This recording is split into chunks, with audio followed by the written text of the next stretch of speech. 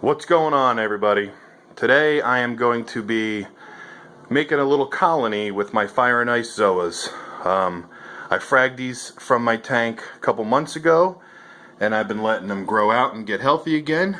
And I'm gonna take them off these plugs. This little rock here was in the back right corner of my tank, and I knew I wanted to do some kind of little Zoa colony on it, and today's the day to do it. So I'm going to be using the Gorilla Glue gel.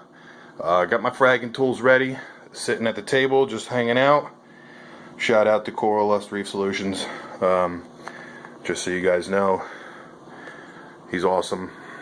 I've been to his place numerous times, and that's just the only place I'm going to be getting my corals as long as I own a reef tank. So, alright, so let's get to it. Alright, so the position of the rock in the tank was kind of like this. You know, obviously with corals, it's going to grow wherever it wants to grow. So I'm sure everybody's seen plenty of videos. So mine have grown on this rock just a little bit. And as long as I have a little point to attach it with, shake it, put a good amount on.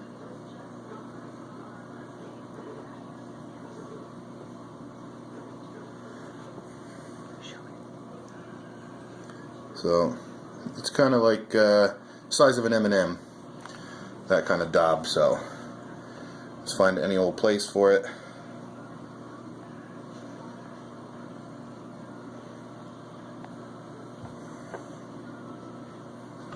And that's it. Now what you can do is have a little tub of water. You get something like this at the dollar store, and you fill it with salt water.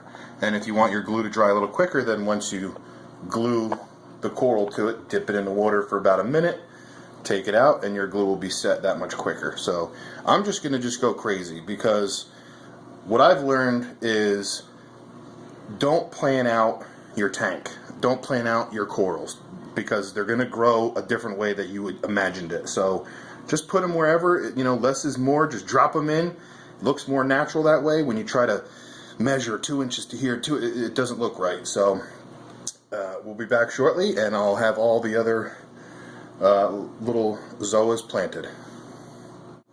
So here is the rock glued together. There's 1, 2, 3, 4, 5, 6, 7 pieces. 7 pieces on this rock.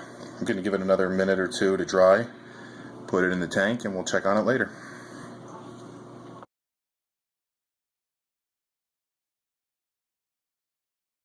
So that's where the rock is now. This is about 24 hours later. The lights have just come on, so they're not fully open yet. But you can get a little glimpse of what I did. This one down here still has to fully open yet this morning. This one in the middle's got to open yet. It's starting to. But there it is. I want to give a shout out to Olivia, my fiance, future wife. She does support me in my hobby. She's now keeps telling me that I'm running out of room for all the corals that I have. I take that as, hey honey, you should go out and get a bigger tank. That's how I take it. I don't know, you guys tell me if I'm wrong, but when your significant other tells you that your tank is running out of room, that's like a silent hint in telling you, get a bigger tank, Billy. Do the right thing. So that's how I'm taking it. So later on today when I see her, we're going to have that conversation. I'm just kidding. I'm going to stay with this one for a while. But I mean, I'm maybe frag tank in the future, right? I don't know. But there it is.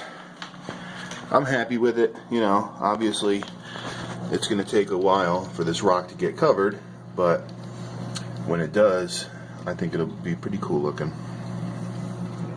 Alright everybody, see you later.